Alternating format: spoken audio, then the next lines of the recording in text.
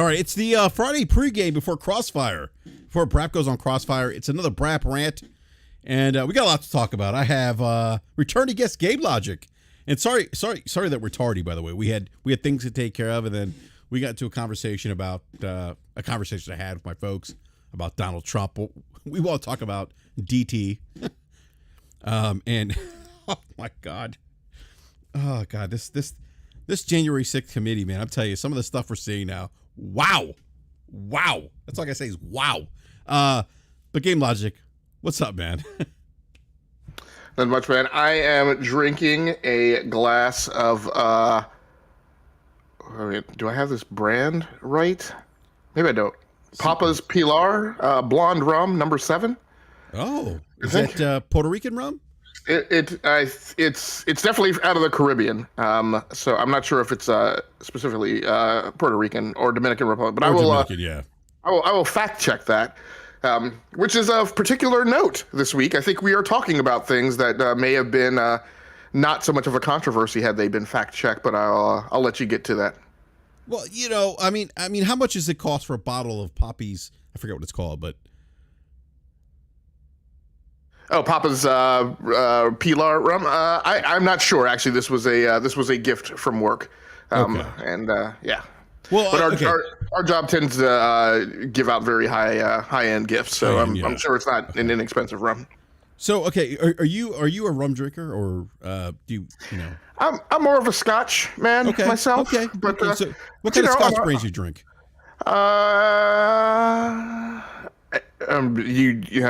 You definitely caught me off guard with that one. I wouldn't.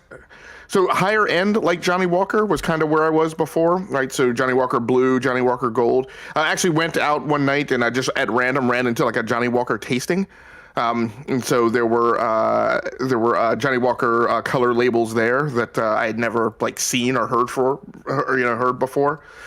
So yeah, but also like Glenfiddich. I've been to the. I think I've been to the. Glens are good, by the way. Yeah. Glens are always good. But go ahead. Yeah. So how much does a bottle of like Johnny Walker Blue or the Glens cost typically?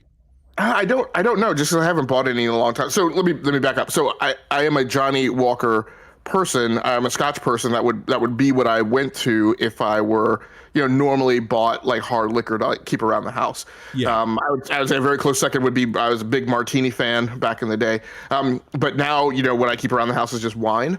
I keep a rack of wine. Typically like it's mostly European wine. So Spanish and Portuguese. An occasional French. French are kind of more common. So yeah. And how much do those wines typically cost you think? So me personally, that's the thing, you can participate in wines at whatever level you so choose, right? You can make choices. By the way, I'm going somewhere with this, by the way. Oh, I get it. I get it. I'm trying to tee you up.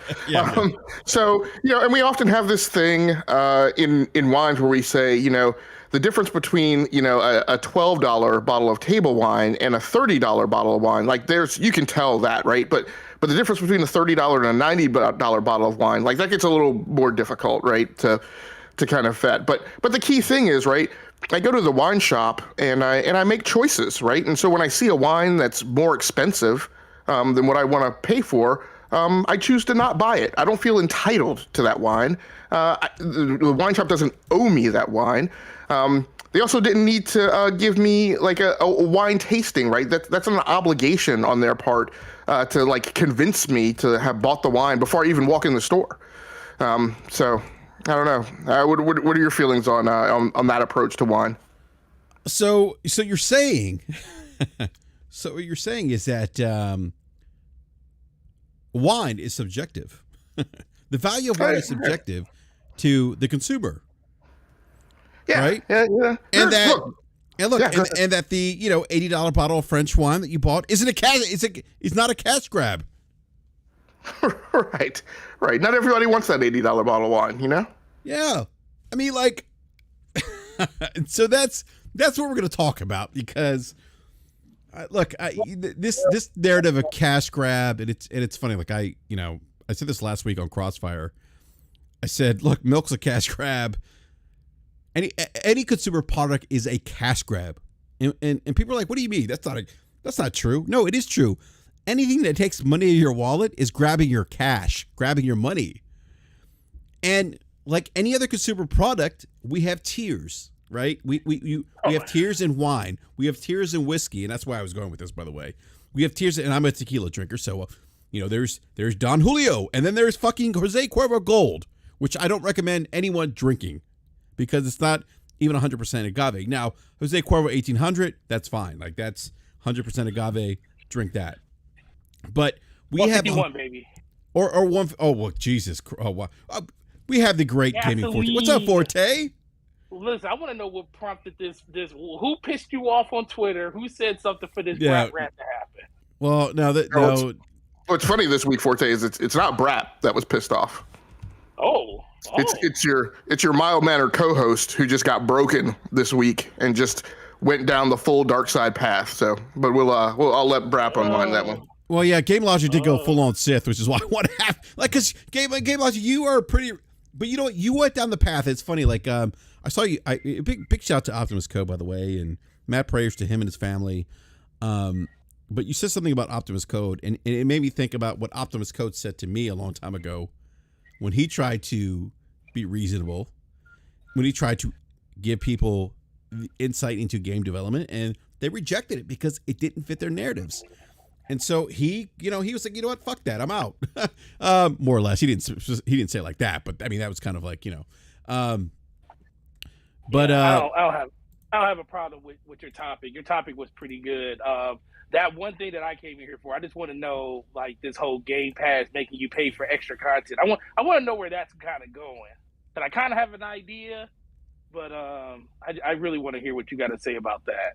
Well, what I have to say about this actually might surprise you, Forte. Might surprise you. Hopefully it does. No, but here's the thing. Like, so, all right, so we have tiers. Right? We're talking about tequila and Forte. I don't know if you're if you partake in wine or yes. Okay, you do. Okay, so there's difference. Look, you have $2 Chuck. You have higher end bottles of wine. You have your cake bread, or you have your I can't remember all the wine manufacturers, but so gaming's not any different, and it's interesting to me. And big shout out to T-Rock, by the way, he said slaw. I just don't. I don't understand why people are treating this gaming thing like it's different from other products. And look, there was a lot of outrage over the Last of Us remake leak, and I said to people, I said, look, I cannot judge a leak that hasn't been like officially released by the developer that's working on the game. I can't make I can't comment on that because I don't know, because it's not fact. It's not based on any kind of, it's not been corroborated by the developer. I can't do that. And a lot of people did that. A lot of people were angry. A lot of people, I'll let you, sorry, Forte, but.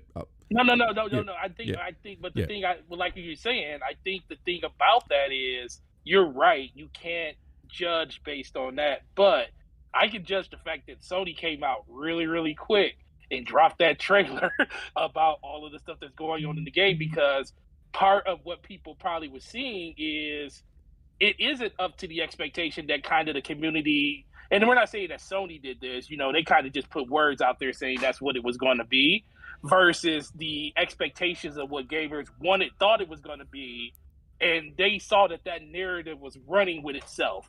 So I can guarantee you, if that leak would have never came out, that trailer that we got yesterday would never have got released. They would have released it at a later time on a timetable that they wanted to. But since they saw that narrative was running, they put that trailer out there. And it's like, okay, no, this is what we actually are doing, because it was like very, very obvious that they were trying to like get ahead. Well, they didn't really get ahead of it, but they were trying to damage control a little bit of the narrative that was going on about how people were feeling about what they saw with that game. So that kind of validated in some people's eyes what they saw, but it still doesn't change the fact that the game looks phenomenal. They are adding a lot of stuff to the game. It's just not up to the expectation that a lot of people were hoping it was going to be.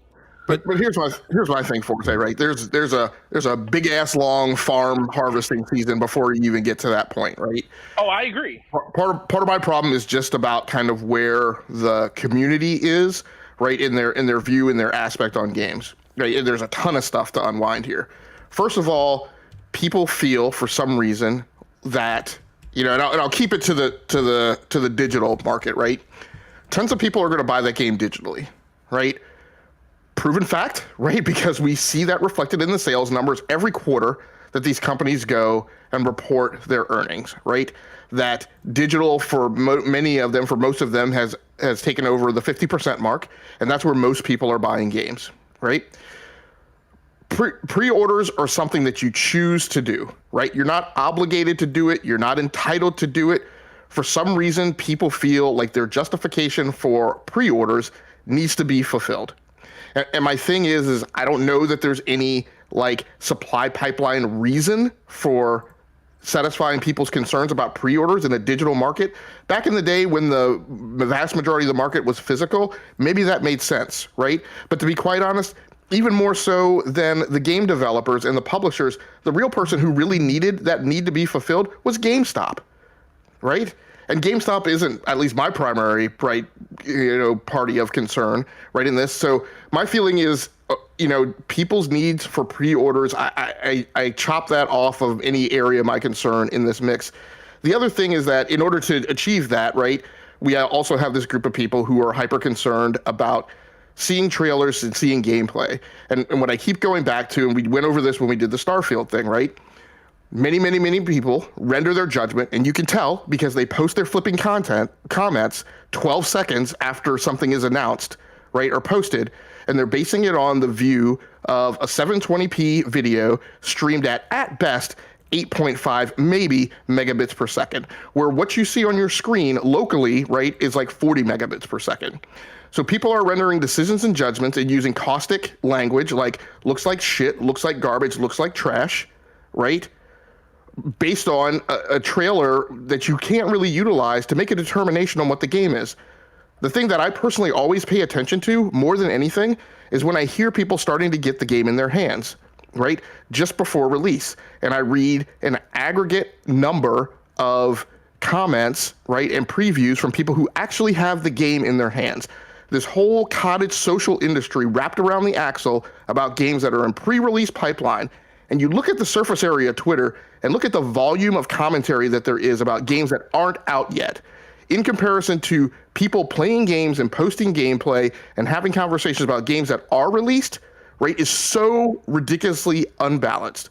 And it's nothing but the Jerry Springer, Carlos hey, Rivera. Where's Steve? Rivera, right? Where's Steve? Where's Right. Steve? Where's Right. Steve? But what has that not ever? I mean, and I agree with you 100%. The people that you normally hear talking about stuff like that are the people that have nothing else to do or nothing else to talk about because their whole value proposition for even being online is just to talk junk about stuff that they probably don't even know about, or Exactly. B, feel like they're one of the people that actually are an authority for other people that they like listens to them. Hey, by the way, so Forte, which is why I love DPS podcast. But go ahead, sir. Oh well, I appreciate that, bro. But that's the main thing. Like, when I saw the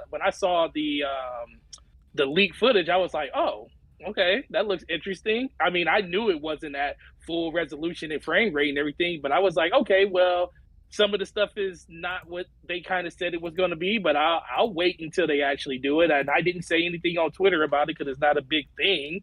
But I did enjoy seeing the back and forth between a lot of other people talking about it. I was like, this is entertainment to me. Now, if you want to be free entertainment, that's perfectly fine. But in general, it just comes down to I don't understand why people take these type of strong stances on something that they don't even know if it's actually going to be like that until the developer. And it goes back to the whole thing about God of War in 2023. The reason I stuck by my guns is because I'm waiting for official notice. I don't care what a developer says. I don't care what Cory Barlog said. I understand that Cory Barlog is the person making the game.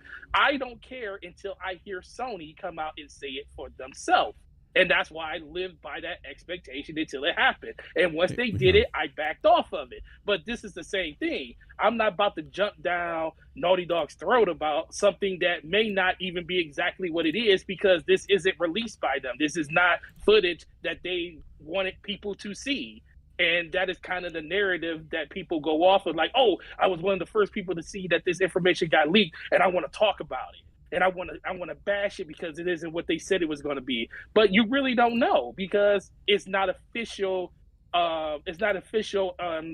Pieces of content that they wanted you to see. And then they just dropped. I mean, the only thing I think they did was they went out and dropped that trailer faster than I think they wanted to, because they saw what things happened with The Last of Us Part 2 when that got leaked. They saw that a lot of people got divided on the things that they saw, and they didn't want that to kind of happen with this game. So I think that kind of forced their hand to show off this game before they wanted to.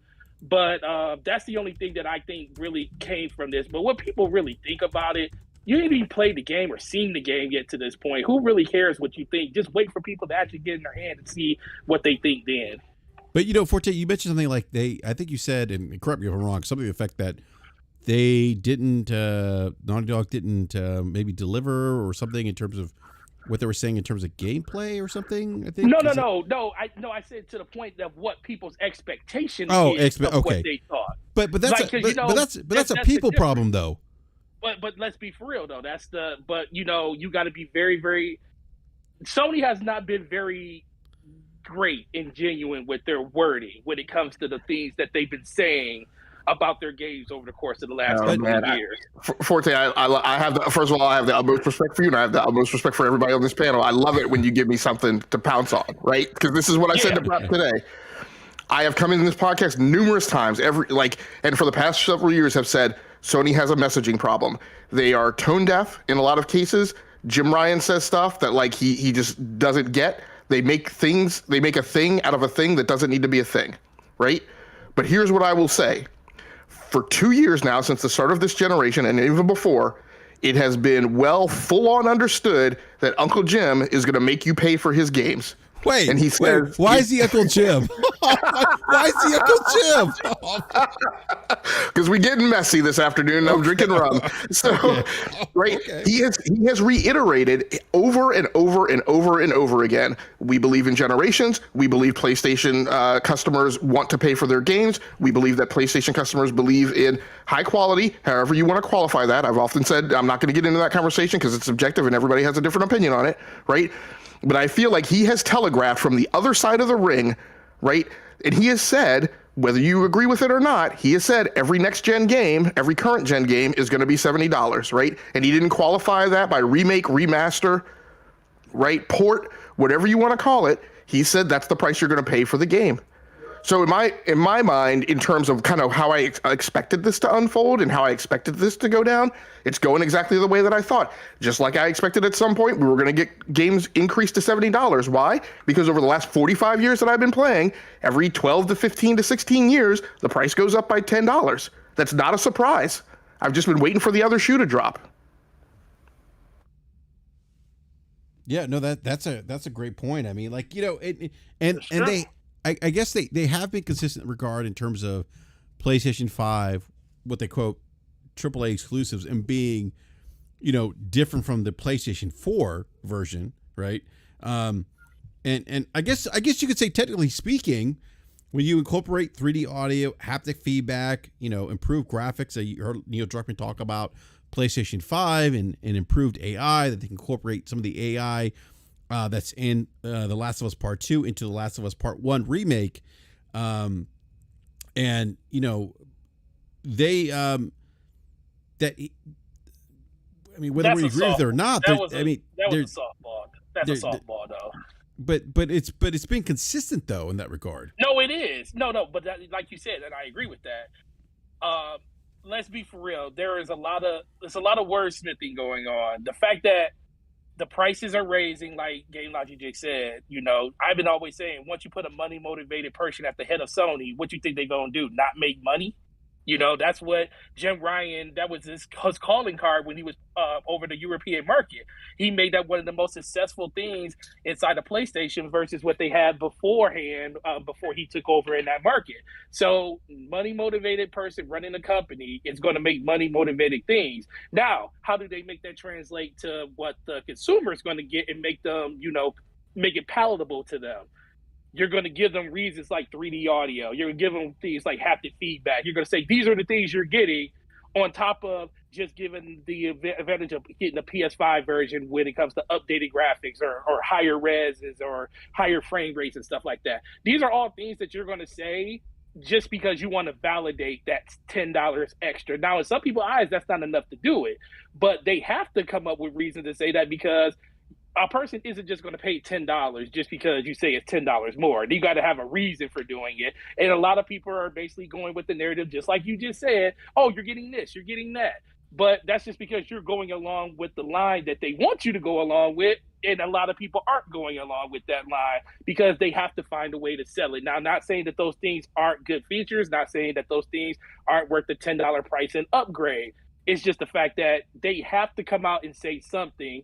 And thank God they actually have stuff like 3D audio and stuff like that, because if they didn't have it, then I think a lot more people would have a more bigger issue with the fact that the games are a little bit higher without extra features and stuff like that. But they actually do. But like Game Logic said, Jim Ryan is a money motivated person, and he is at the top of this company. So he's going to make money motivated decisions, and changing the prices up $10 is one of them, and saying the whole slate is coming to PC is another. So those are all things that he's doing to make more money for PlayStation in general. Yeah, and just to qualify that, I mean, so I would contend that every CEO of every major billion-dollar company or whatever is money motivated. Oh, they all are. Right. But he's just more based on where he came from. Sure, that's just where he came from inside the company. Yeah, and I mean, and Tim Cook is too, right? In fact, I think what you'll find is for the vast majority of technology companies, right? For companies of that size, it's the finance guys, right? It's the sales guys who are the CEOs. It's not the engineering guys, right? It very few exceptions. Intel is one place where that CEO has typically come from the engineering line. But by the vast majority, most of these guys are finance guys, sales guys, marketing guys. I mean, and so this type of behavior to me is expected. Now, one thing I'll comment on, right? I guess my rant and my anger, right, if it has been that, isn't necessarily so much about whether or not people agree, right, about the cost of the game, right? It's been about the fact that it's been about the behavior in the community, right? And it's been about the fact that, like you said, BRAP, right? Valuation is different.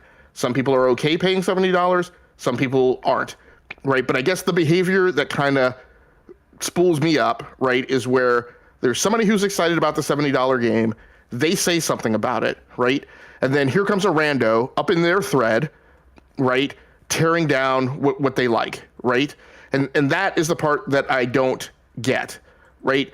When I'm angry at somebody, 99% of the time, I will create my own thread, right, where I am deploring the behavior. And 99% of the time, I'm reacting to a trend of behaviors that I see across Twitter that I've seen for 24 times, 30 times, right? Not because one person said something, right? What I don't understand is this, what seems like a compelling need across the community, and I use that in air quotes, right, to not only complain about the things that they dislike, but to also then go and piss on everybody else's lawn, right, who doesn't have the same opinion.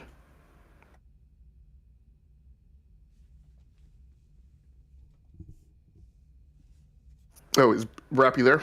Or yeah, I'm here. I'm sorry. No, I thought you were still talking. I'm sorry. I didn't want to interrupt what you were saying. So go ahead. No, I'm good. No, and I agree. And look, this is, again, I mean, like, this is the problem that people are, again, I just feel like we don't do this with other consumer products. But for gaming, for some reason, and I said this the other day, like, people are like, oh, it's a cash grab. Cash grab's a new term, by the way.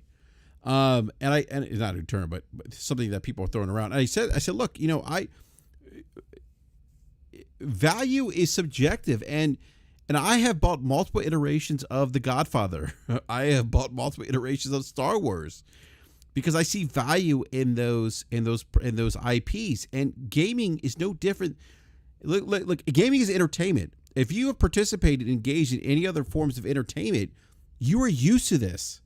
And I don't understand why this is like, it's almost like culture shock to people. Like, it's not, this isn't new. And I don't understand the mental gymnastics behind this. I don't understand why people feel like, well, now, Naughty Dog should have shown us this. Why? Like, and the thing about like Naughty Dog saying, oh, there's going to be gameplay improvements and things like that. Like, why would you, like, some people thought that, oh, every aspect of The Last of Us 2 in terms of gameplay mechanics was going to be incorporated into this game. How did you arrive to that conclusion? I didn't. I took what they said at surface value as they're going to incorporate, modern day mechanic gameplay features or whatever they said. I'm paraphrasing, and they rebuilt this game and developed this.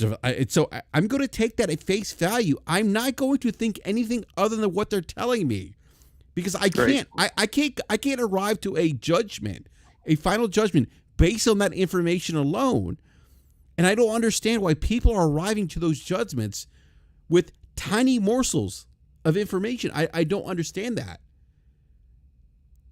And I think that's part of the issue. And I think what happens is with social media, and look, all the great things that social media has done in terms of the sharing information, there's a bad part of social media, which is misinformation, disinformation, Donald Trump, and I won't get the Donald Trump piece, but there's people that took what Naughty Dog said, and, oh, we're gonna get crouching mechanics, or we're gonna get all these things that The Last of Us 2 has. They're gonna redo everything, and it's like, and then people say yeah, and then that sentiment gets validated, and you're thinking, okay, this guy said yeah, and 100 other people said yeah, so that must be true. No. Just because someone validates your opinion doesn't make it true. And so, like, again, we have to wait and see to make the final. And I said this on Twitter.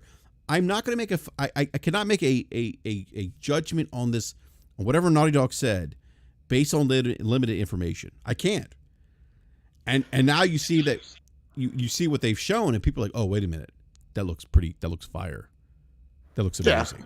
I mean, definitely getting some of that. We have some people in the chat. I mean, this is one of the things that, again, to me, shows kind of maybe the gap in kind of how the community is talking about this topic, right? There's a lot of comments in the chat about whether or not the price is justified, and I'll go to the who cares, right? I don't think that there's an understanding that that's like it's not. The entirety of the decision wasn't based around what's a fair market price. The decision that's part of it, right? But the decision then becomes strategically, right? What best suits us in the portfolio? And there's numbers of things in that dynamic, as I talked about Wednesday night. There's the failure rate of all the other games that Sony is going to invest in, right? That they're going to set a $70 price for it. And unlike The Last of Us 2, which I think will sell fairly well, The Last of Us 1 Remake, right, which is going to sell pretty well, those games, even if they look great, even if they have all the content that people are saying that the TLOU remake is missing, still aren't going to sell, still aren't going to break even, still are going to come in below portfolio projections and financial objectives, right? And so the portfolio has to absorb that failure rate, right? The strategic decision was made about how much do we think we can sell this game for in order to break even and maximize profits. And that decision was $70. We don't know if that was the right decision, and we're not going to know until the game is released, right? We're not going to know in the spool of all this crap, right, in the walk up to pre-release, right? Which happens in 47 days, like September 2nd. Like, the other thing that's confusing to me is the number of people who, and I understand where Crusader was coming from, but I just disagree with them, who behave as if the social media dialogue between now and that release date, which, like I said, is like 47 days away, is somehow going to cause some major swerve from one of Sony's most prized development studios, right? that formulate in many ways the financial backbone of their portfolio. I just don't think that's going to happen. And I think putting your eggs in that basket and having that belief, I think is a little overly. Yeah, no, I would agree. Forte, any thoughts, man? I know Forte. Okay. No, I'm here. No, I agree with that. I think in general, it just ultimately comes down to people got too much time on their hands. They bored, and they just need something to talk about. And like I said, it also comes back when you're not getting as much news, especially around games that you're really looking forward to. When you get any type of information, leaks or anything, it's always an overreaction on both sides. You know, you got one side that might be a little upset based on, you know, they didn't get what they thought they should get based on what they saw because that's all they got. And then you got the other side saying, you know, the Xbox side saying that, oh, that looks trash. You know, y'all want to pay $70 for some game that looks like that. And, you know, it kind of opens up its own craziness. But that's what happens when, you know, companies don't on a consistent basis update their resume. I always look at it that way. You know, we know that Naughty Dog makes great games, but people get frustrated the longer and longer they wait for hearing information and stuff on that. You heard the same thing. That's why God of War is at such a fever pitch, because no information around pre-orders, no information around updates on what the game is going to be. And I mean, not be, but like, you know, in-game assets and stuff like that. But once they get that information, people kind of settle down. So I think just getting as much information out as possible is probably the easiest and best way to cure a lot of people's anxiety that they hear and comes out about this stuff. And the more and more you stuff get like that, hey, Forte, happens. But Forte, I'm sorry, I don't mean to interrupt, but is the anxiety self-inflicted? It's always self-inflicted because so that if it's self-inflicted, where's the expectation because some people live their lives on the internet, and when you live your life on the internet, you have a persona that you have to keep up. Let's be for real. Like, it's a reason I don't be on Twitter as much, because my life does not revolve around talking on Twitter. I have a full-time job. I have a family. I play video games. I have this. I have that.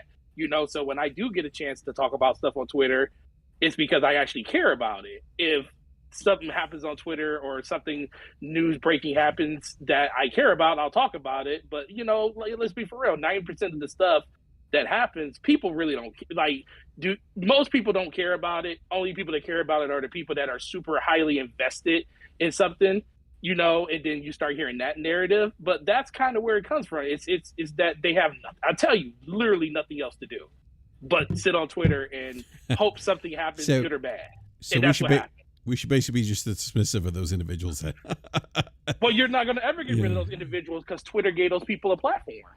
And now they have spaces, and they can go in there and they can talk about their grievances and stuff they like and they dislike there. So that's kind of where it is, you know.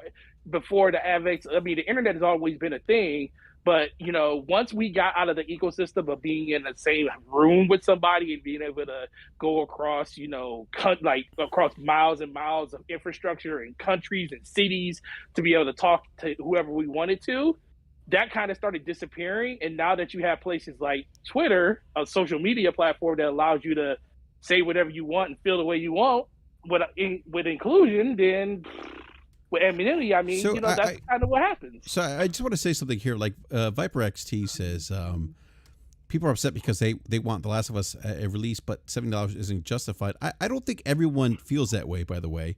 I also think that there's some people that don't feel like it's justified, and that's fair. But there are people that do feel like it's justified, and neither are wrong. It's called being a consumer.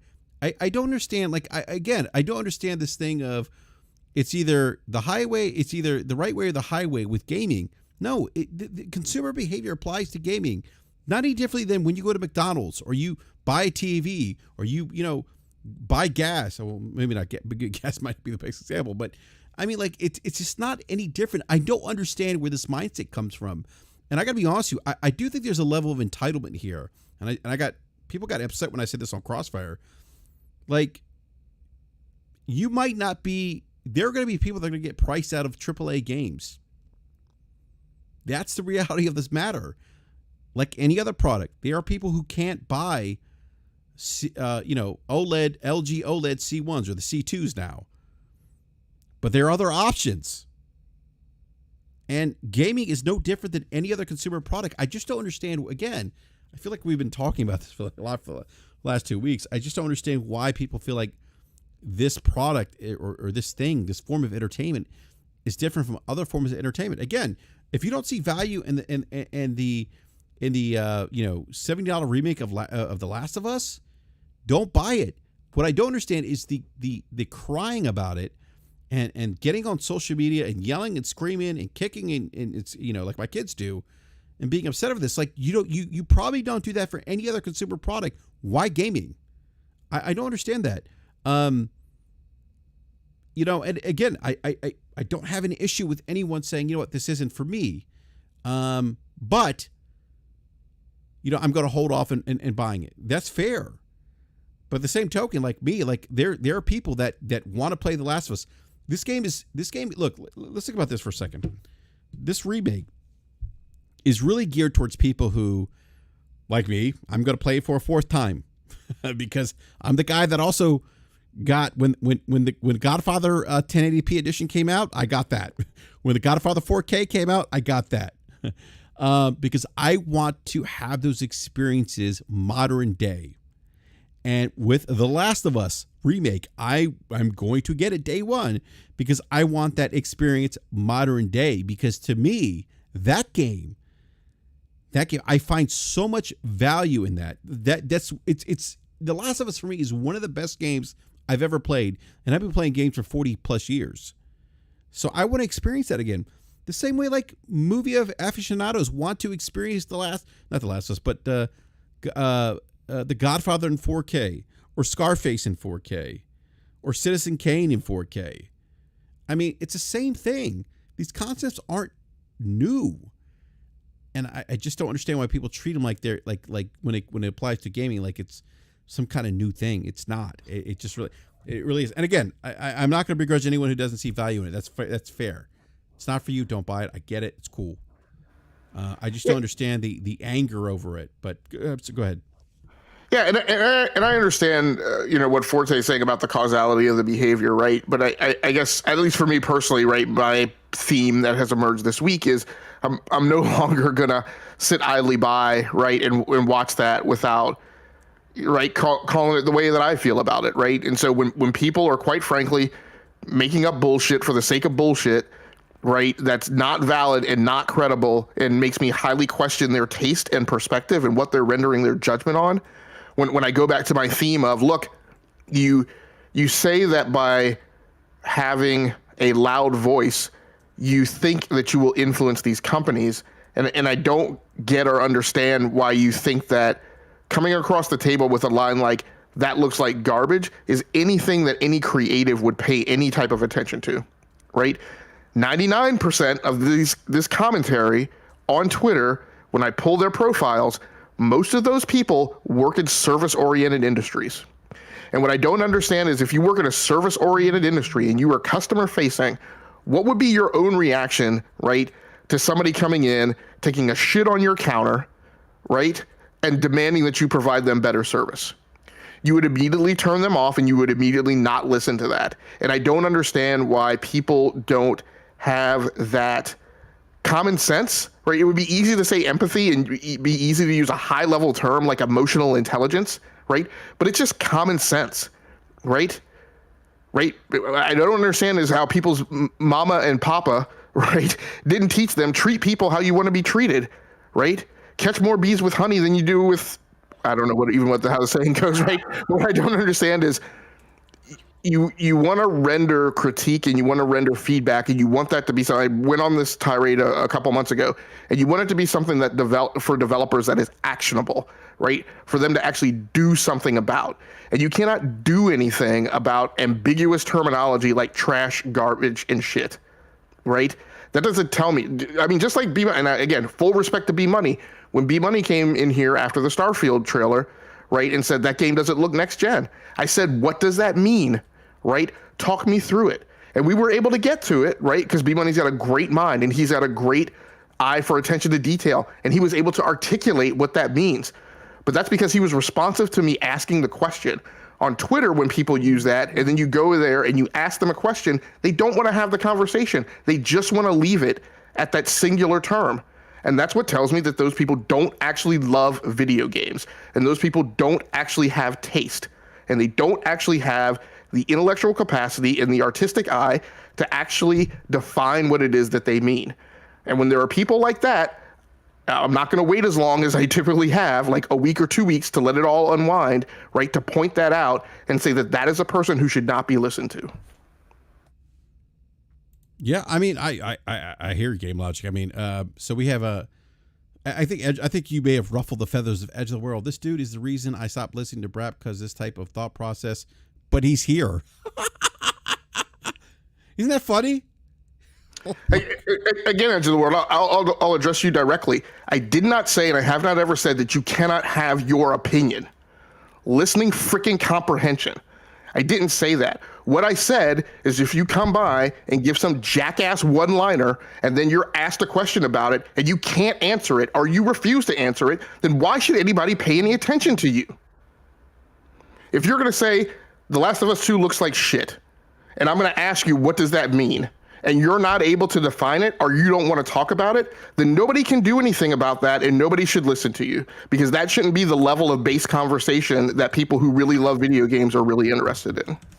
Yeah. And my point, I'm sorry, Forte, real quick, my point to Edge of the World, like you have prefaced this as, this is the dude, this dude is the reason I stopped listening. Stop listening, meaning that you're not listening to us anymore, but you were in fact here today in the live chat listening to us. Like, if you don't get the irony or lack of self-awareness of your own comment in the comment section in the chat, dude, I don't know what to tell you, man. Go ahead, Forte. Hey, by the way, I'll be right back. I got to go get something for my kids. Be back in like a minute. Okay. But go ahead, Forte. I just in general just think that a lot of people, we give social media and all of these different places that people have conversations too much of our attention when it comes to like the back and forth that we're having in these type of conversations and stuff, because it's an echo chamber. People feel like because of the anonymity that they have and stuff, that they can say whatever they want to say, and there's really no consequences and stuff to it. And then there's always going to be a group of people that kind of listen to what those people say. You know, some people are going to, people take those conversations and say, well, Last of Us is trash and this and that. There's going to be a bunch of other people that's going to say, yeah, it is trash, and it's not going to really be because of a reason that it is. It's just because I said it's trash. I might not have even played the game. It may be trash because it's not the type of game you want to play. You might classify it that way, or it might be trash just due to you may not like Naughty Dog, you may not like Sony. I mean, I done had people walk into a store saying that PlayStation's garbage. And I was like, why? Because I'm on Xbox. And I'm like, that's not a really good reason to say something's garbage. But I heard it the other way around too. I don't play on Xbox because I don't like Microsoft. I don't like them as a company, so I just don't like Xbox. I said, well, okay, what they got to do with Xbox? Xbox is something completely separate from, that. Yeah, they're under Microsoft, but that's a completely different product versus something else. So it's just like, when people just throw egg on the wall just to see what sticks, I kind of just ignore it. But I understand that, we're in a gaming community where people want to be heard and they feel like they're heard. And honestly, that's kind of what happens when people just do this back and forth conversation. They just continually make the conversation go on when it doesn't, and it needs to stop at some point. Agreed. Hey, while BRAP is gone, do you want to unwind your? I'm here. I'm sorry, he's back. I'm Okay, back. cool, No, I'm back. cool. I'm here. Go ahead. Forte, you there? No, I'm good. Game Logic was saying something. Oh, okay. Giblet, you said something about unwinding something, so I don't. I mean, if you were, it's up to you if you wanted to continue down this path, or I was going to pitch it over to Forte to see what he wanted to unwind about his Game Pass DLC costing money on Game Pass. I just want to know where we going with this. That's it. Okay. Are we going there because of the whole Forza thing charging you? I will get that. I will get to that in a minute. But I will get to super chat. By the way, GSD getting stuff done. All right. It's always the same issue. People not willing to have a civil convey and try to have people understand your perspective. just loud and brash. So thank you for that super chat and nice Misfits profile pic, by the way. All right, so hold on a sec here. All right, so the thing with the Game Pass thing, and so here's my thing. So I found out I was going to get. I found out that the DLC for Forza Horizon, the Hot Wheels DLC, which is very popular, regardless of whether or not you subscribe to Game Pass. If you subscribe to Game Pass, you still have to pay $20 for it. And again, I subscribe to Game Pass under the pretenses of, that you'll need to you'll get everything first party for free, quote unquote free. Mm-hmm. But this isn't the case. But here's the thing, Forte. Yes, I'm listening. I'm not overly angry about it. I'm not going on Twitter screaming at the developer. Oh, okay. I'm just making sure. I'm going to make a choice as a consumer and decide whether or not I'm going to buy it. Yes, I want this for free under the pretenses of Game Pass, and I wish Microsoft would change that. But at the end of the day, I'm going to make a decision as a consumer. I'm either going to say, you know what, no, Microsoft, you're not going to get any more money from me, or I'm going to be like, oh, fucking A. You know what? I'm going to buy this because I really want it. And so, and that's my point. And again, it goes back to flexing that consumer muscle and not going on social media and bitching and complaining and acting like it's the end of the world when you make the same choices and decisions every day with any other consumer product. That's my point. Go ahead, Forte. Yeah. No, I agree with you on that. I thought I was hoping you wouldn't go in a different direction, but you saved yourself. Thank God. I agree as much as I understand why it is a paid for DLC. I mean, in the principles of Game Pass, I wish it was part of the subscription service. But the one thing is Microsoft hasn't made it a very known thing that is a thing. I think the only deal they did it with Outer World. Outer World, they gave you the DLC free. I know for Gears 5, they gave you High Busters for free. They did, yes. But for the most part, yeah, High Busters, that was the first one they did it for.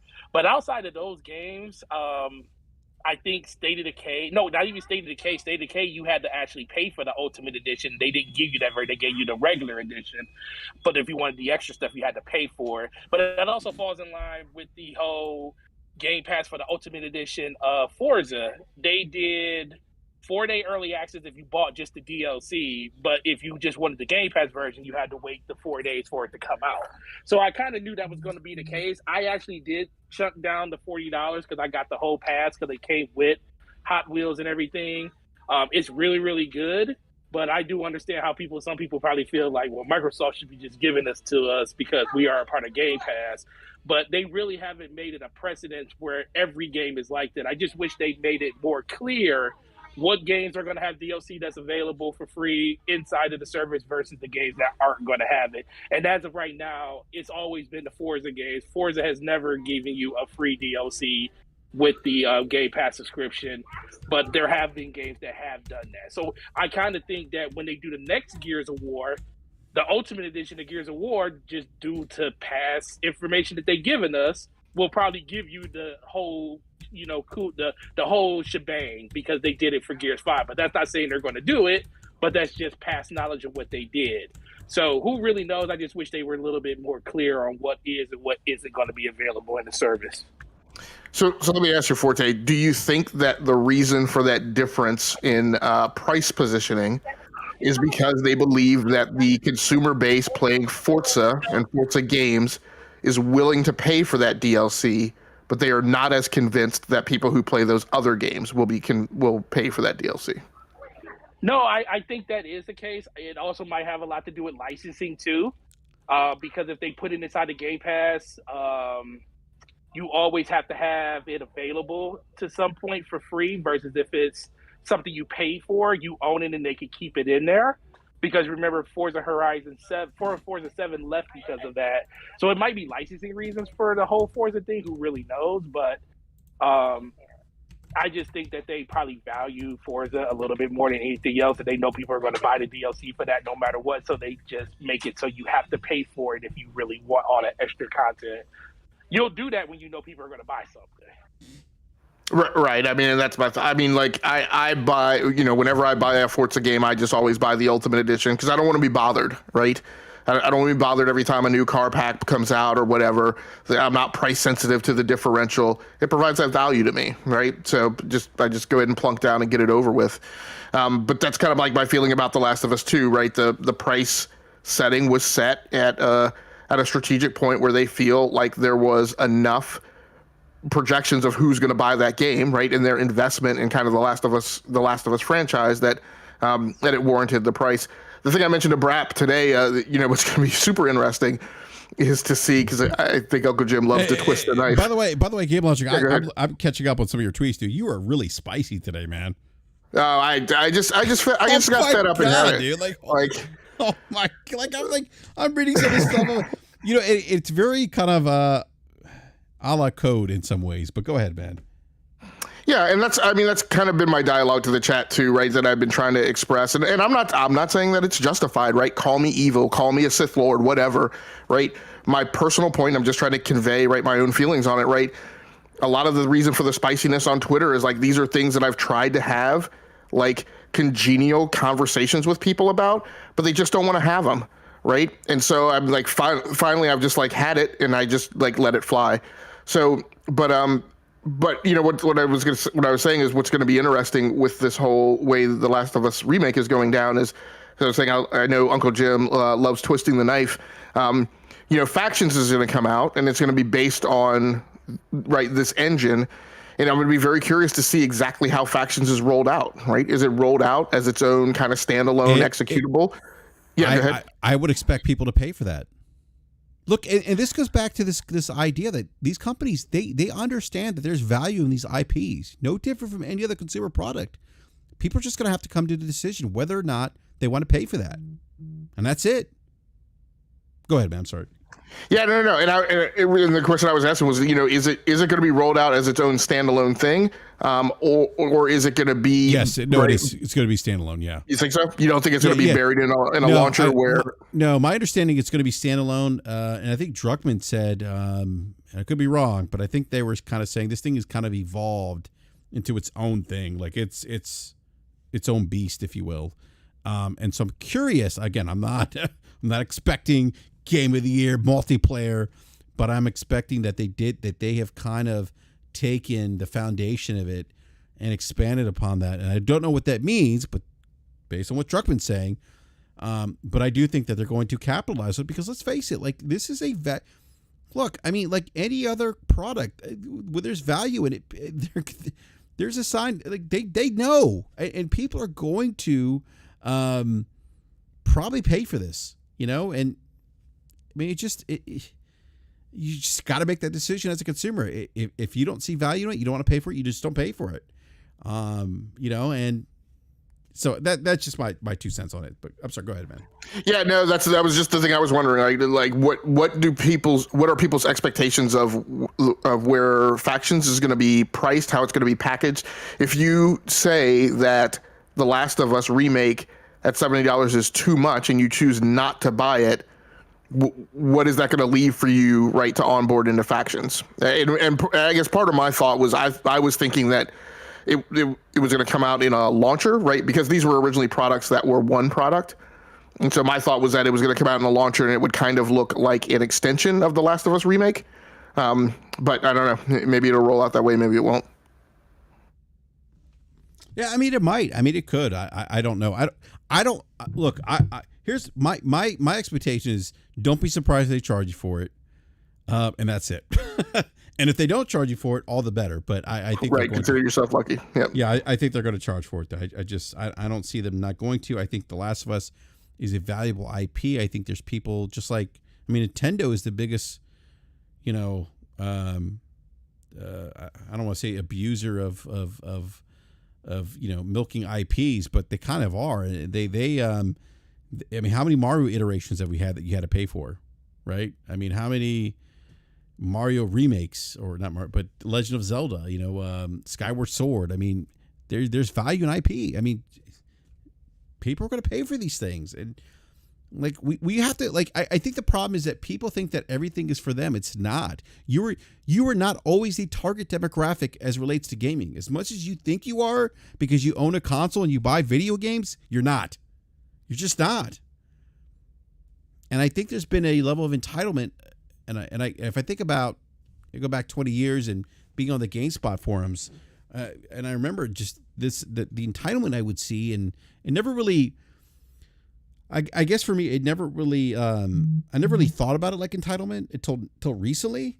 But yeah, like everything is not for you. And if anything, you should celebrate the fact that there are multiple entry points into the gaming industry. We have a lot more variety, and that's the other thing. As much as people complain about microtransactions and blah blah blah, like in 1998, we were paying the equivalent of $128, $126 today to buy video games, and we didn't have an option. There was no Fortnite. There was no free to play. There was nothing. There was no indies. I mean, we have so many options now, and like not every option is going to be geared for you. I just feel like there's this entitlement in the gaming industry. I don't know where it comes from, but I feel like in the last couple of years, it's really come out like tenfold. Right. I was gonna say, even like, beyond the entitlement, the thing that I typically key on and see and have some concern about is it's not only in the entitlement, right? It's just the fact that because people only see it through their lens, right? They make an interpretation or an assessment that is only based on their needs, which is full on fine. But then I get worried when I see them try and extrapolate that, right, to an expectation of the whole market. When the Nintendo Switch was dropping in 2017, I had a lot of people that I was around on the site that I was a managing editor on, make comments about, nobody wants to play like these PC ports that people have already played before, right? Already played this, already played that. And I'm like, guys, like you're not. So those of you who have already played it, you're obviously not the target addressable market, right? But there are a lot of people who haven't. There are a lot of people who want those things in portable format. The same thing with The Last of Us, right? We kind of tend to look through it through this lens of the people who have had the opportunity to play it twice before. I didn't play the original, right? I waited until the remaster came out on PlayStation 4. I've only played it once. For somebody who that's their favorite game of all time, they might be willing to play it a second time. There's a ton of new gamers who have come into the fold, right? Since that remake came out. What was that, 2014, right? 8 years have passed. There are plenty of people who may be interested in playing it again and are potentially interested in playing it at the highest fidelity that they can play it at. They may not feel it's justified at $70. I don't know.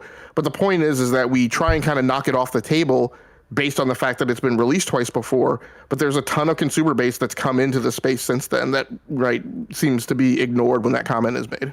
Okay, I gotta address something in live chat. Viper XT, I love you, man, but 90s was also cartridge that cost more to manufacture than it does today.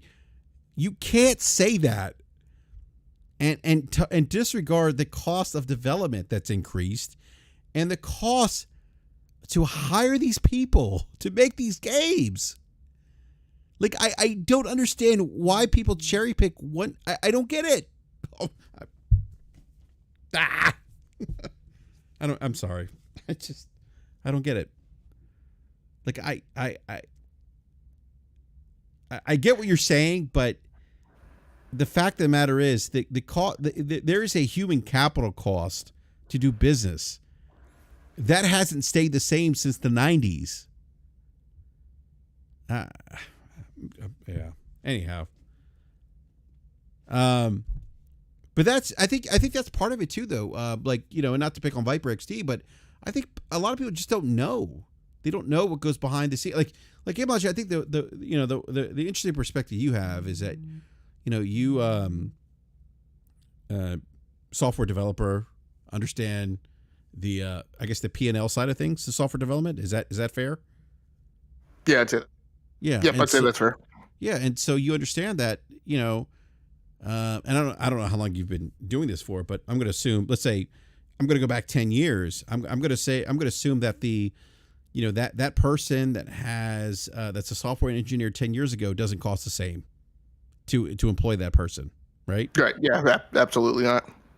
I mean, hell, like I kind of told people before, right? I don't cost the same as I cost 10 years ago, right? And I would consider myself, pretty much a failure if that was the case, or not, or would have put myself in the lane of people who don't like manage their career path, right? If that's kind of where you are. And there are people like that, right? There are people who don't have any aspirations to being promoted, don't have any aspirations to upskilling, don't have any aspirations to become better at their job, and they are kind of commodity level, right, employees or whatever, and they get kind of an incremental cost of living increase, right, CPI increase each year. That being said, again, their cost increase has not been zero, right? So therefore, by definition, the costs have been gradually increasing over time. Yeah, and it's funny. I see people like Dr. Martin Van Nostrand, whatever the fuck his name is, says, I'm not an advocate for corporations. I don't care how much it costs for $1 billion companies. I guarantee you, Dr. Martin, you work for a company. And I guarantee you, if you want that pay raise, you want better benefits, you want them to make more money, because they're not going to give you those things unless they're making more money. There's a flip. There's another side of this argument that I think people are kind of taking out, and I was guilty of that until I think you brought out Game Logic, where I'm like, wait a minute, like I want to make more money, I want better benefits, right? Like I want those things, but those things come at whether or not the company that you work for can make more, revenue. And he follows. I don't think the video game industry is hurting. Look at the facts. Dr. Martin, 5% of all video games are profitable. 5%. I mean, I don't know. Yeah, and I think I'm trying to figure out how to kind of unwind this. Like, so me personally, BRAP, I'll let you speak for yourself. I'm not going to have an argument with anybody about whether or not the price to produce a game has increased. That is a mathematical fact. You can argue all you want to about profit margins and whatever you think your understanding of P&L is. That's fine. But the fact is, at face value, right, a game that took 60 to 80 people to produce, right, 10, 20 years ago, right, cost less to produce than a game that requires 300 people to produce in 2022. That should be fairly obvious. Right, then all that leaves is a matter of whether or not you feel the price is justified to you. But again, my personal thing is it doesn't matter to me what you believe, right? My point is, at least for me, what's been making me angry is the people who have a belief that's built on a false extrapolation of misinformation and are trying to push that out to influence everyone else to feel the same way, right? And being unwilling to engage in a conversation or be asked a question about the basis of their beliefs because they're trying to push an already predetermined narrative. Yeah, and that's kind of what you're seeing in the live chat right now, where people are using, record profits, revenues, and things like that. That advertising is cheaper, manufacturing is cheaper, gaming profit margins, revenue have never been better, consistently going up. Consistently for who, though? Not everyone. And again, I go back to this, like the cost of making games has gone up. And if you think about this, and I said this ago, like 14, like it's been what? The gaming industry gets a price increase every like 11.6 years.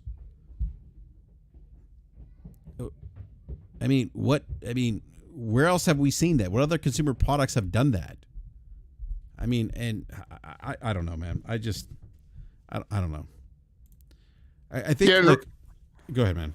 And for the people in chat, again, I go back to the basis of the discussion, the basis of the argument, right?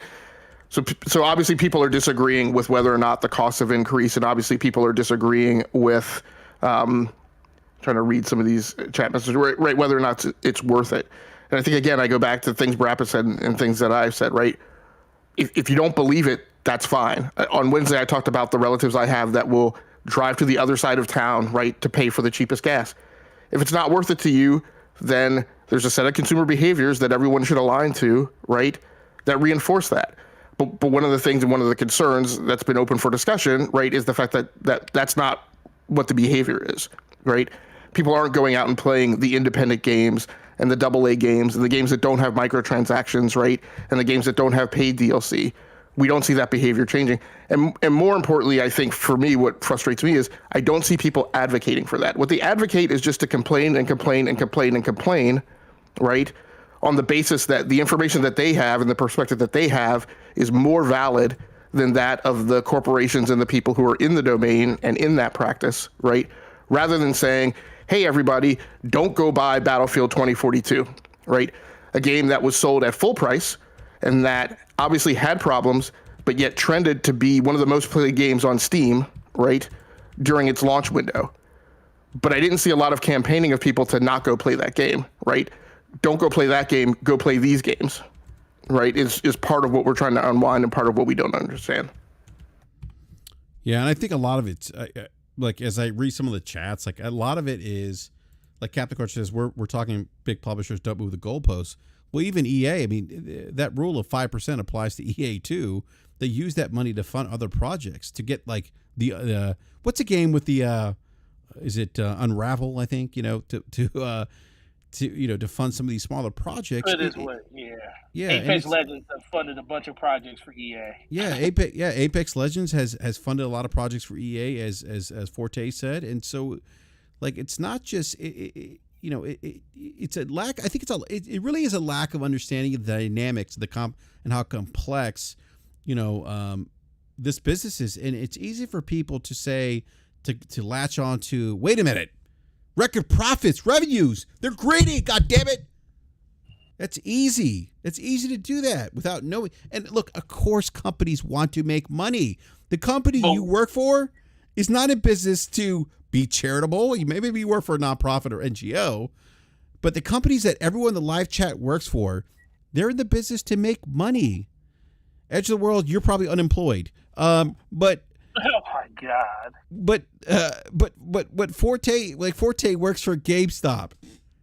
They're not a charitable organization. GameStop is in the business of making money so they can pay for the Fortes, which Forte should be CEO of that company or see it of that company, by the way, because he's just amazing. But I appreciate that. It's just like you guys are arguing against things that the companies that you work for practice every day. Don't work for your companies then. Well, see, that I think it is also comes back to the stereotypical type when it comes to you're like looking at it like, well, this company A is doing this and the company I support doesn't do this, so it's wrong. And I think that is, it's just a difference in opinions. And I think people try to force their opinions on other people when that's what your thing is, an opinion. Just because, like, you can have an opinion about anything, but when you start trying to make it seem like your opinion is the only opinion, that's when you have these back and forths and you start having these arguments and stuff, because I think a lot of people just argue from that type of standpoint versus just logically, companies are going to make money. People get upset when people talk about like, oh, you talk about Microsoft's financials like you getting paid by Microsoft. No, we're talking about a company that's making money. We're talking about a company that's doing this. We're talking about a company that's going out of their way to make sure that they are profitable and they're doing the things to be profitable. And if you don't kind of understand that conversation, then I don't know what I can do to help you with that. But in general, these type of things are going to happen all the time. People are just going to have conversations. But for me, I always understood that, no matter what company you support or what company you do anything with, you're just a dollar sign to them. When Microsoft makes decisions, it's not making the decision because, oh, you're a great gamer. No, we're doing this because you're a dollar sign. The fact that GamePass costs $1 right now is because they see a bunch of little dollar signs counting up. And once they hit a certain number, they're going to probably stop doing that. And when they raise the price of Xbox Live and Game Pass, people are going to understand that, oh, it really didn't matter about you being an amazing gamer and you being one of the people that's been with us for the last 20 years. No, because you're just like the same person. You're just as valuable as the person that just signed up yesterday. Look, and that's the same across any company. I was an Xbox Live beta tester. Microsoft has not given me any kind of preferential treatment for being an Xbox Live beta tester. Right. When Halo Master Chief Collection came out, they didn't give me an upgrade path. They didn't give me the game for free, even though I already bought all of the games previously for free. I mean, again, I don't understand why we do this with only video games. You guys are. I guarantee everyone that's complaining about this is an active participant in the things they speak out against with other consumer products. I guarantee it. So that's my point.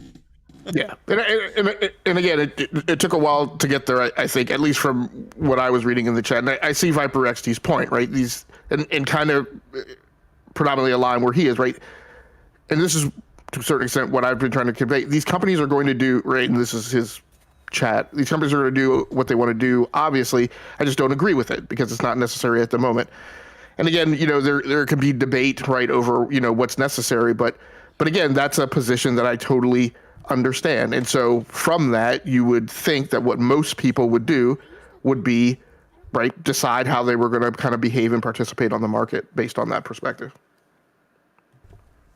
Yeah, I think that's probably the smart way to look at it. But we're talking about people that don't really use their brain too often, and I don't know, man. I'm just really indifferent. Like a lot of the stuff that happened outside of just booting up your system and playing a game on it, I don't really pay attention to as much. Like when I see all this stuff happening and people having these type of conversations and stuff about, oh, they did this and they did that, and I don't like this and I don't like that. I mean, you can, like I said, you can have your opinion, but once people start injecting their opinion and trying to force it on other people, I'm like, you kind of lost me right there, bro. It's like, because like you said earlier, Game Logic, if you can't give me a valid reason of why you feel the way you feel, and your opinion could be wrong. Not your opinion could be wrong, but your reasoning could be wrong. But at least you can explain to a person like, this is why I feel this way, instead of just saying this is just how it is. And I feel like that's kind of what people do way too much inside this community. Well, right, and you would think, and maybe I'm just lofty idea, right? You would think that that's why people would come to a space to have a conversation, right? I would be equally incorrect to say, quite frankly, I feel like it's equally incorrect to rah-rah and pom-pom a game, right, and say that it's great and be unwilling to answer any questions about, well, why do you feel that way? Like, what's great about it? Like, I don't personally understand like why you do the one-liners and then be unwilling to engage in conversation about it, right? And then feel, twice as that it's twice as unnecessary, right? If it's kind of a toxic one-liner and you're not willing to participate in kind of unwinding it. And you and I can walk away from that conversation and you could feel like, stapled to the ground in your position and unwilling to budge, and that's fine. But again, right. I don't kind of understand why there's just an unwillingness. And so again, if people get, cranky about, my rants on Twitter or my rants on here, again, it's because right after 24 iterations of like trying to engage with people about conversation about it. And, as far as the chat, my own interrelationship with the chat is it's fine when people are able to discuss things. But when somebody pops into the chat and immediately goes to insults and immediately goes to name calling, then I don't understand why somebody throws shade at us for our reaction to it, right? This expectation that I or anybody else, right, is supposed to have this lofty ideal of behavior that is above and beyond the expectation of what everybody else is. That's just kind of personally what I'm done with this week. Yeah, I think like going back to what you were just saying about having a discourse that actually is civil on conversations and stuff, and you think that's where platforms like Twitter, Spaces, YouTube, you can have those type of conversations are. And I'll bring a really good example up. Like over the last couple of days, the Destiny versus Halo debate, which I am very fond of both games, and I play both games a lot. And I'm listening to this conversation, and the reason I didn't interject myself into that conversation is because I'm looking at the conversation, and I'm like, half of the things that people are talking about have nothing to do with where the games are today. It's like everybody forgets that Halo was made in 2001 and Destiny was in 2013, and we're talking about two diametrically different types of games, even just because they're first-person shooters. And then I hear the conversation about, well, most of this is mostly coming up for the fact that Bungie is owned by Sony now, and it's something that Microsoft doesn't have. And I'm like listening to this conversation, like this absolutely makes no sense. And I'm like, I'm listening to people like Luca, and I'm looking at Slow-Mo, asking these really intelligent questions about why do you feel that these games are the same? And literally nobody can answer the question. Or if they are trying to answer the question, they're coming from a position that they don't know enough to actually compare these things. Like, they look at it like 100 hours in Destiny is enough for you to have a broad sweeping opinion of what that game is over its 7-year lifespan versus the 40, the 70 hours you might have in Halo Infinite. And I'm like, those two things do not compare. So that's where I kind of think it's like a completely missing understanding of what people are trying to talk about when it comes to those type of conversations. One thing does not equal two when it comes to those two games looking the same or playing the same, because they're two different things. But that's a whole other different conversation that people want to have when they really don't know what they're talking about in the end. Yeah. You know, the other thing I was going to say too, Forte, is, you know, what's kind of interesting, and I'm seeing this in live chat, like people are trying to convince, it's all about keeping the same energy, and keeping the same energy isn't always grounded in facts, and I think that's part of the problem too. Like, they're trying to convince themselves of something they don't even believe in. They end up believing in the end, unfortunately. It's like again, I mean, like gaming is a luxury item. It's a consumer product like no other consumer product, and I don't understand why people are debating that fact. Like, it just is what it is. If it's not for you, you move on. If it is for you, great. But I'm not going to begrudge anyone. Like, I forget his name. In the live chat's like, the Last of Us remake's not worth it to me at $70. That's fine. Perfectly great. It is what it is. I mean, like, we don't argue about this with other consumer products. And that's the part, that's the thing that's maddening to me. And, when there's other things that are egregious per se, like, things that are of necessity that have gone up in price, like milk used to be $1. And I see people saying cash grab. Milk being $1. I mean, like, has the milk changed?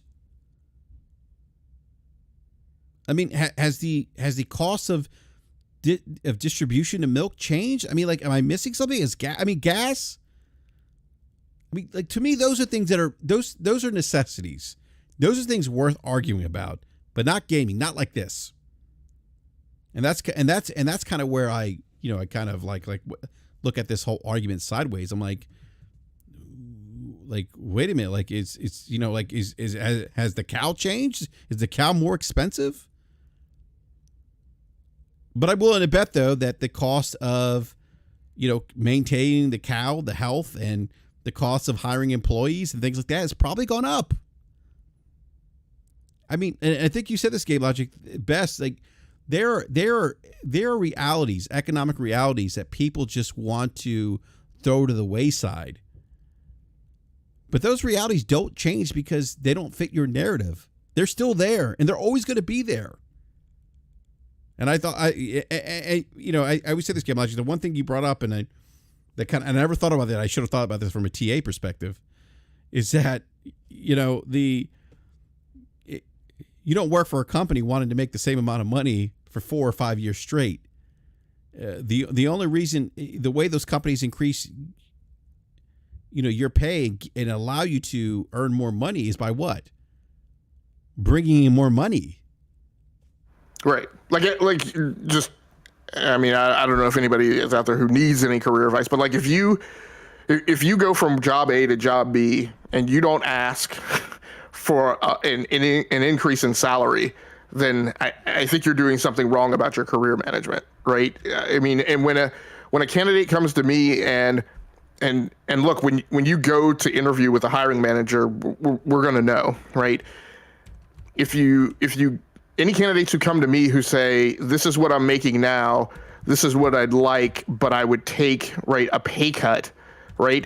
That's a red flag, right? It's a red flag that causes you to go pull references. It's a red flag that causes you to do a little more due diligence than you always would, than you normally would, right? Why would anybody come to me and ask me, right, for me to onboard them at less than the salary than they're currently making? Like, that doesn't really make any sense.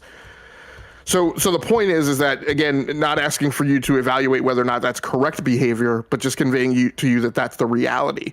And so if engineers, if software developers who are going to companies, right, constantly asking for a salary increase as they transition, and the game development industry is a highly migratory industry, right? So it may not happen necessarily one-to-one, kind of like I described it, where the degree of volatility is less, right, out in other commercial markets. But my point is, right, that over time, obviously that cost is going to go up, right? When the cost of the game is essentially, by and large, the direct labor of the employees who are working on the project. Yeah. All right. So we got Game Addict who says, I've seen people take pay cuts in an industry they love and want to work in. What it is this dude talking about? Yeah, that's true, Gaming Addict. But what I'm saying is I don't see that happen in the majority.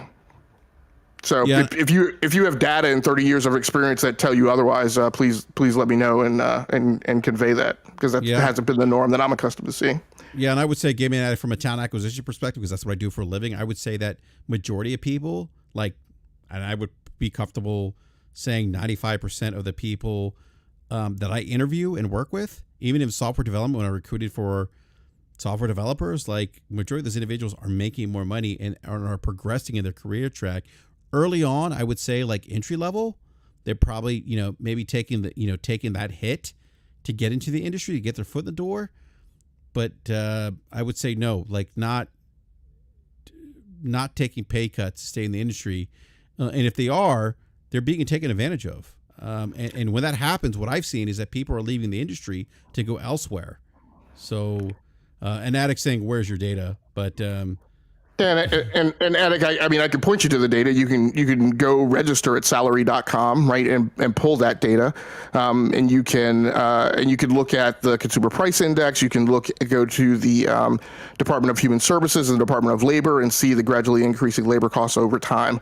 I could pull that data for you, but I think you're intelligent enough to go pull it yourself. And Aaron, I'll entertain the hypothesis, although I think it's a little bit on the edge of whether it's really rational or not. It's not once per week, right? It's if I work somewhere for 2 years and then I go to do. Most of the time, most people don't go to another job to do the exact same job, right? Most people are looking for some type of promotion or step up, and they're generally asking for more money. It's not, and these aren't people who are cleaning pools, right? These are, I hate to use the terminology, but it's in many cases what the case is in these types of markets. These are college educated, paid, salary technical professionals. These are not pool cleaners, right? These are people who have options to go do other things, and so they have to be paid in order to retain them and to capture them, so you can have them on your team and not working for a competitor.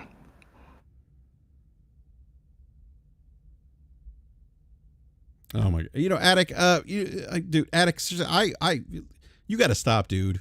Really, dude, he's not. Oh my goodness! Addict, It's fine. People want to go there, and that's fine. It's whatever. Whatever you choose to believe. Addict just doesn't Addict. You are on the IOP, so I assume you're a relatively smart person. I think you are, but you could look up this information. Again, this is somebody who is in the software development field, who's managed P&Ls, who's built teams. And here you are trying to tear this down. This is the problem. This is what I'm seeing from Addict is part of the issue. And some of that is, I guess, I don't know, ignorance, I guess, Yeah. So, and from a TA perspective, I can tell you that what he's saying isn't out of bounds. But you're so invested in this, keeping the same energy and show up your numbers. Dude, the internet, there's information out there that you could look this stuff up. I don't understand why. No, yeah, but Addict, it's not calling you names. You brought this upon yourself when you make these ignorant comments. I'm sorry, dude. That's on you. Yeah, Addict, and I didn't personally call you any names. What I said was I believe that you're intelligent enough to go pull the information yourself. You really don't have to do much more than go to the Department of Labor and look at the gradually increasing salaries over time. And 47, I agree with you. Game programmers tend to be underpaid in comparison to their peers in other markets. It tends to run a certain percentage and a certain dollar amount at relatively the same pay ranks, right, in comparison to those industries. I have pulled that information, right, talking to game developers, but that's underpaid in comparison to their peers. That's not underpaid in comparison to, you know, other people who are in other markets. They're still relatively well paid. The other thing I want to make sure, and this is the thing that constantly gets convoluted and misunderstood, right? When I say software developers and I talk about programmers, I'm talking about hands-on keyboard people who are writing code, right? I'm not talking about artists. I'm not talking about testers. I'm not talking about, right, the IT person, right? But frequently in the conversation of games, everybody kind of gets junked into the same bucket and and that's where people are in many cases like having the conversation around is everybody who's involved with developing a game or producing a product. But that's not what I'm talking about when I talk about game developers. I'm talking about people who have skill sets that could easily be applied to, you know, very prestigious work and have options of where to go. And those people are not cheap. Yeah, and Attic, dude, you're really all over the place, man. Like, you know, like seriously, man. Like he's saying, yeah, so no one matters but people that write code. No one say that. No one's saying that. You know, and if you're saying take that nonsense somewhere else, Addict, why are you here listening? Dude, there's information out there, Gaming Addict. There's information at your generation more than anyone else, Gaming Addict, has an abundance of access to information, more so than my generation. You can go to the Department of Labor. There's numbers out there. You could research these things if you choose to educate yourself and be knowledgeable of it. But don't come in here and sit there and say you got to provide me data. I mean, there's data there. You could formulate an educated decision or opinion, not opinion, but you could formulate an educated thought on this by looking at the data. And I you know, and I don't know what to tell you, man. Where the info, my dude? Google it. We just told you, Department of Labor.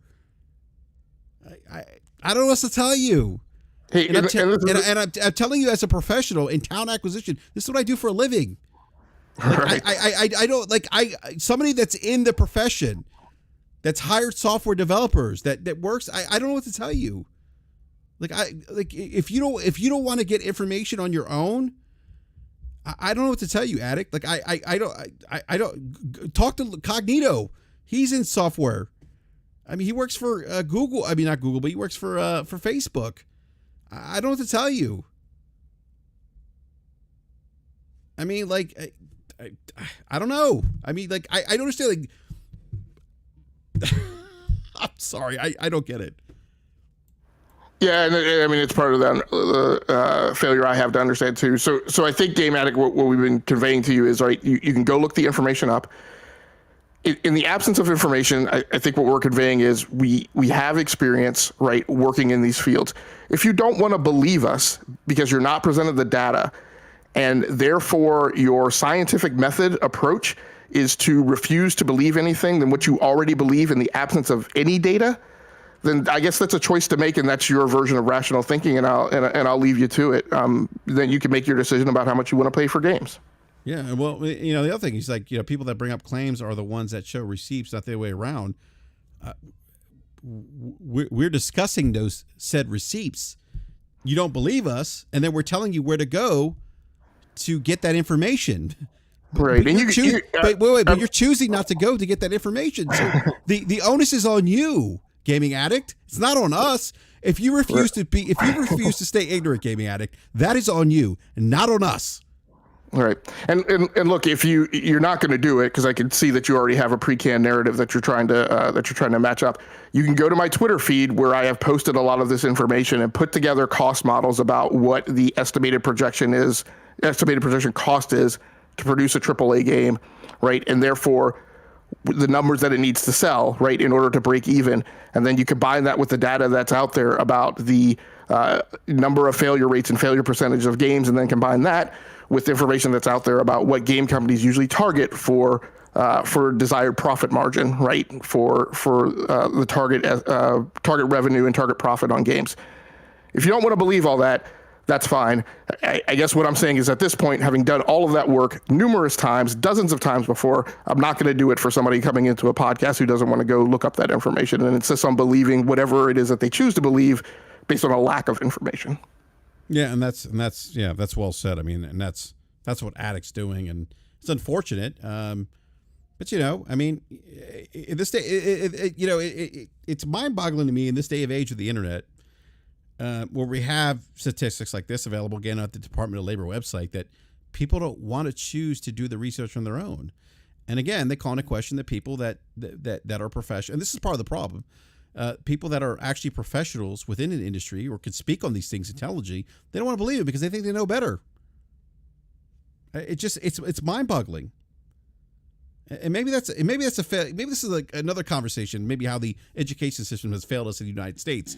But that's another conversation. So that's definitely a spicy take. Yeah. So somebody was asking about how this all relates to The Last of Us, and I think the original kind of vector of the conversation was, look, the price of The Last of Us, and I've had this conversation recently on Twitter too, that there's a difference when we say price versus cost, right? There's a price tag put on The Last of Us 2, and there's a price tag put there for a reason. Part of that reason is for the cost, which I think is part of what we've been trying to talk through here most recently, right? Part of the reason for the price tag is because regardless of the cost, there is still at the end of the day a strategic decision on how a thing is going to be priced. And that is not always inherently tightly coupled to solely the notion of cost. It also depends on supply and demand. It can also depend on brand awareness. It can also depend on company strategy. And so regardless of how we all feel, right, about the price tag of The Last of Us, there's a price tag on it, right? The content, right, part of our conversation has been about the people who jumped off, right, the 20th story trying to respond to the leak, right, and what the actual footage that came out that was shown. Some people, as I put it on my Twitter account, will say, hey, the official footage that came out, is the exact same thing as the leak, and there's no difference. And I made some comments about what I feel about people who have that perspective, right? And at the end of the day, you could still just make the choice, right, based on your own judgment if you truly feel that it looks exactly the same. The other thing we've talked about is that there's a host of other improvements that have happened in that game beyond just the graphical fidelity that are of value to different types of consumers. One of the things I retweeted, and it was a great example, because I had keyed in on this, is that there's been a number of accessibility improvements that have been made. And that invites people who have previously not been able to participate and play that game the ability to onboard and play it, who have never had the chance to experience it, can now experience it. Does that justify the $70 cost? I don't know, right? But the narrative that's gone around on Twitter and other places in social media has been to completely discount those things that have been added. And I don't think that that's valid either. Because, again, each of those improvements and each of those things is going to have a different value to different consumers on the market who are in the target audience. Yeah, absolutely. And that goes back to my point of me buying The Godfather in 1080p, and then buying The Godfather in VHS, then buying the collection in DVD, and then buying the collection in 1080p, and then buying the collection again in 4K after I've seen The Godfather trilogy a million times. That goes back to value, that value that people hold with these IPs. So I do need to wrap up the rant because I actually got to get over to Crossfire. So look, I want to thank everyone for, in the live chat. Appreciate it. Please hit that like button if you haven't done so already. And I'll be back on Wednesday. Actually, maybe not. I might not be back Wednesday. BRAP actually might take a week off. I might have to go to the beach. But I'll let you guys know. So we'll see. But enjoy your weekend. I'm going to head over to Crossfire. If you want to head over to Mooch's channel, listen to Crossfire. I'll be there. And but no, I appreciate everyone. Big shout out to Forte, who joined us live from work and had to go. Thank you, Forte. Always appreciate your insight. And Game Logic, always appreciate you having coming on as well, man. Thank you again. Thanks a lot for having me. I appreciate it. Absolutely, man. All right, we're out. Everyone, enjoy the weekend and have fun playing video games. We're out. Peace.